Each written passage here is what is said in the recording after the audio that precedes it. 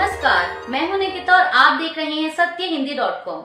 चलिए एक नजर डालते हैं अब तक की सुर्खियों पर। पाकिस्तान में सुरक्षा सूत्रों ने बताया है कि बलूचिस्तान प्रांत में ट्रेन हाईजैक होने के बाद यात्रियों को बचाने का उनका अभियान अभी भी जारी है। आपको बता दें कि यहां मंगलवार को यात्रियों से भरी एक ट्रेन पर हथियारबंद चरमपंथियों ने हमला कर यात्रियों को बंधक बना लिया था। पाकिस्तान में सुरक्षा सूत्रों ने मीडिया को बताया कि उनके अभियान में अब तक 155 लोगों को बचा लिया गया है और 27 चरमपंथी मारे गए हैं। सुरक्षा सूत्रों का दावा है कि जाफर एक्सप्रेस पर हमले के पीछे जो लोग शामिल हैं वो अफगानिस्तान में इसकी योजना बनाने वाले अपने लोगों के साथ संपर्क में हैं। साथ ही बता दें कि ट्रेन पर हमले की जिम्मेदारी अलगाववादी समूह बलूच लिबरेशन आर्मी ने ली है। ये हमला क्वेटा से पेशावर जा रही जाफर एक्सप्रेस पर हुआ। रेलवे अधिकारियों के मुताबिक इस ट्रेन में 9 डिब्बे थे और इनमें 400 से अधिक मुसाफिर सवार थे। पाकिस्तान के बलूचिस्तान में ट्रेन हाईजैक को लेकर पाकिस्तान के प्रधानमंत्री शहबाज शरीफ के सलाहकार राणा सनाउल्लाह ने भारत पर गंभीर आरोप लगाए हैं। एबीपी की एक रिपोर्ट के मुताबिक पाकिस्तान के प्रधानमंत्री के सलाहकार राणा सनाउल्लाह ने बलूचिस्तान ट्रेन अपहरण कांड को लेकर भारत पर निराधार आरोप लगाते हुए दावा किया कि इस हमले के पीछे भारत का हाथ है। उन्होंने समाचार एजेंसी डॉन से बातचीत में कहा कि अफगानिस्तान के अंदर से भारत इन हमलों को संचालित कर रहा है।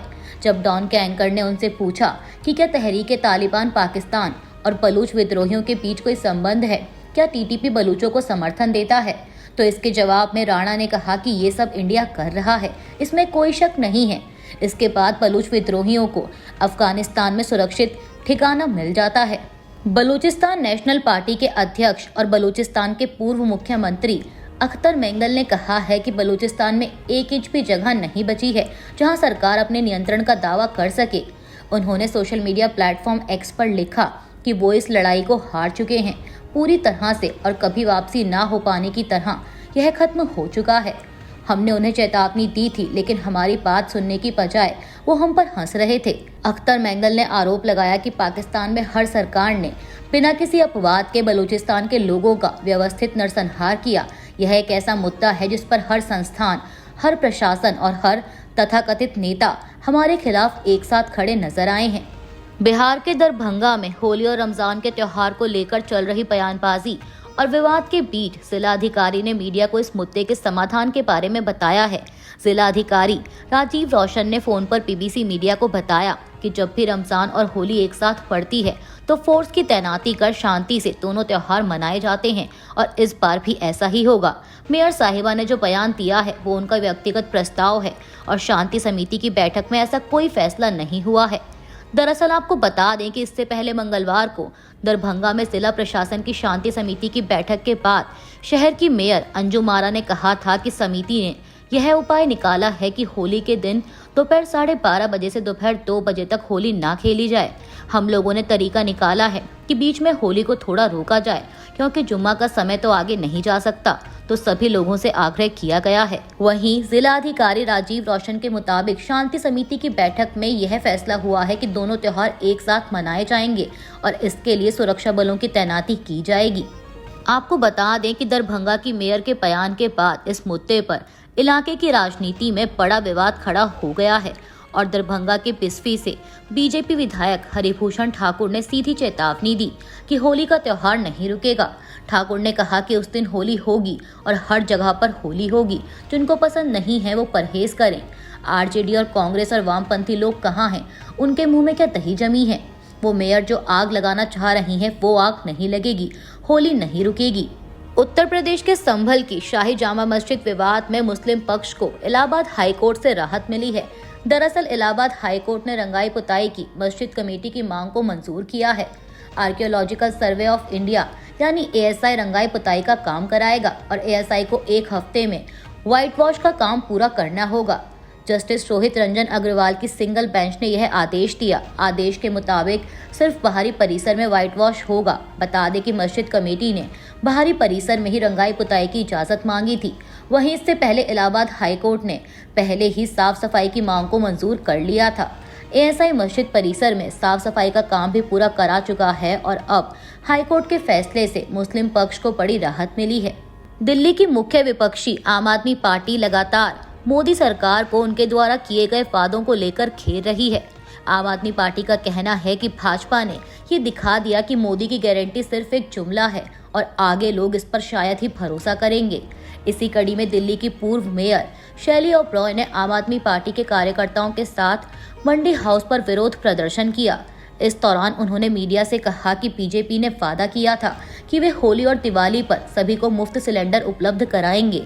उन्होंने हर महिला को 2500 रुपए देने का भी वादा किया था, लेकिन उन्होंने अपना वादा पूरा नहीं किया। अब हम पीएम मोदी से मांग करते हैं कि वे मुफ्त सिलेंडर देने का वादा पूरा करें।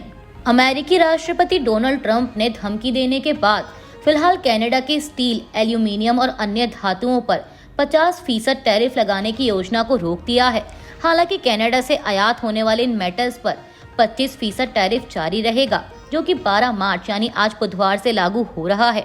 आपको बता दें कि ट्रंप का यह कदम कनाडा के ओंटारियो प्रांत के उस फैसले के बाद आया है जिसमें उसने नॉर्थ अमेरिका के कुछ राज्यों को भेजी जाने वाली बिजली पर 25% के नए शुल्क लगाने को रोक दिया है।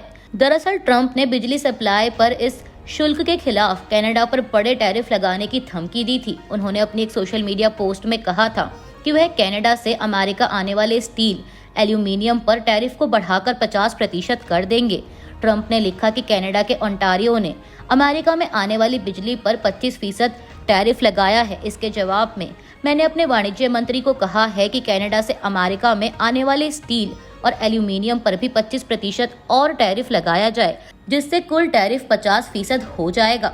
अमेरिका के व्हाइट हाउस में मंगलवार को दुनिया के कई देशों की ओर से संयुक्त राज्य अमेरिका पर लगाए गए टैरिफ के बारे में चर्चा की गई। इस चर्चा में भारत और कनाडा का विशेष रूप से उल्लेख किया गया। व्हाइट हाउस की प्रेस सचिव कैरोलिन लेविट ने इस दौरान टैरिफ के बारे में चर्चा करते हुए कहा कि भारत अमेरिकी उत्पादों पर कहीं अधिक टैरिफ लगाता है और इससे मुनाफा कमाता है। उन्होंने भारत के बारे में विशेष रूप से चर्चा करते हुए कहा कि भारत में अमेरिकी शराब पर 150% टैरिफ लगाया जाता है। तो क्या आपको लगता है कि यह स्थिति भारत में केंचुकी बर्बन के एक्सपोर्ट को समर्थन करेगी? मुझे ऐसा नहीं लगता। उन्होंने आगे कहा कि वहीं अमेरिकी कृषि उपकरणों पर भारत में 100% टैरिफ लगाया जाता है।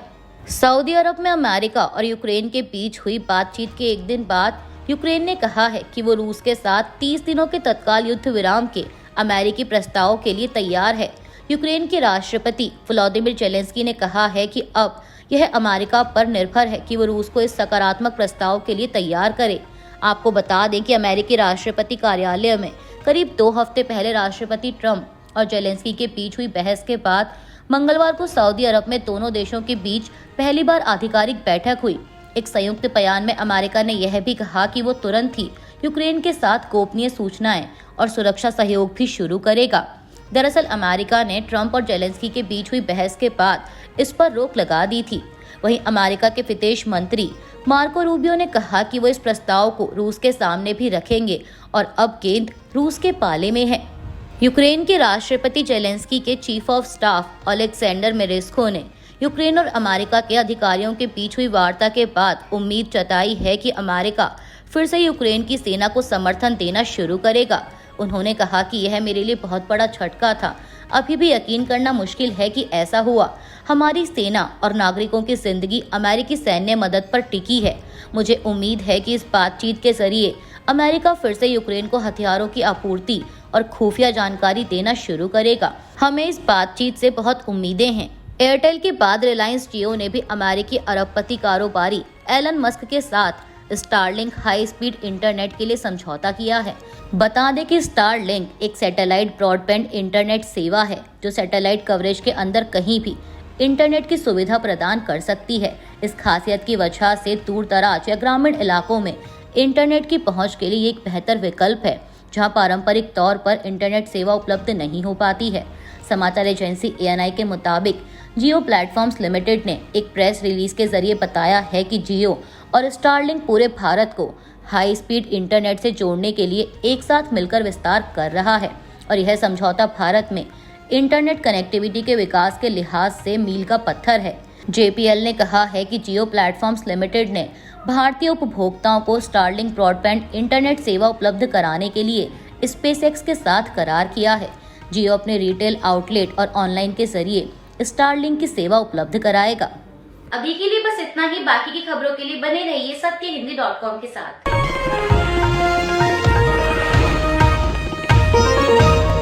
Copyright disclaimer under Section 107 of the Copyright Act 1976. Allowance is made for fair use for purposes such as criticism, comment, news reporting, scholarship, and research. Fair use is a use permitted by copyright statute that might otherwise be infringing.